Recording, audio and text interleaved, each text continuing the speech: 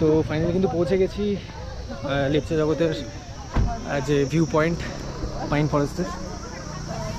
এখানে গিয়ে দেখতে পাচ্ছ 20 টাকা করে টিকিট। ঢুকে গেছি পাইন ফরেস্টের মধ্যে। পাইন ফরেস্টে কিন্তু অসাধারণ লাগে লেপচা জগতে, জাস্ট দেখো।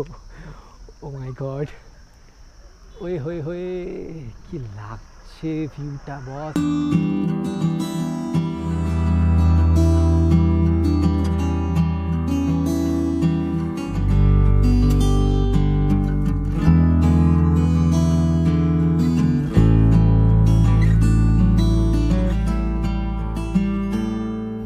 তো এই ভিউ পয়েন্টের পাইন ফরেস্ট কিন্তু দেখা হয়ে গেছে।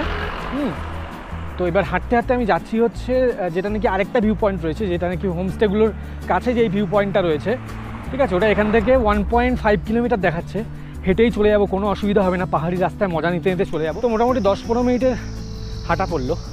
10-15 মিনিট পরেই কিন্তু আমি পৌঁছে গেলাম হাঁটতে হাঁটতে লেপচা জগতের মেইন ভিউ পয়েন্টে। এই যে দেখো লেপচা জগৎ লেখা। আর একটুখানি এগিয়ে বাদিক থেকে উপরে উঠে যাবো, তারপরে কিন্তু মেইন ভিউ পয়েন্টটা পাবো, যেখান থেকে নাকি দার্জিলিং শহরটাকে দেখা যায়। কিন্তু দেখো হোমস্টেগুলো রয়েছে, এই হোমস্টের ডিটেল ভিডিও কিন্তু আমার করা রয়েছে।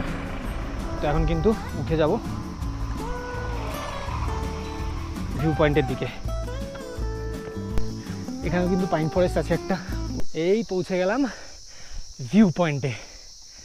ও এখানে দেখো একটা ট্রি হাউস টাইপের বানিয়েছে, ট্রি হাউস না ঠিক। আর এখান থেকে ভিউটা দেখো, ও ভাই সাহ।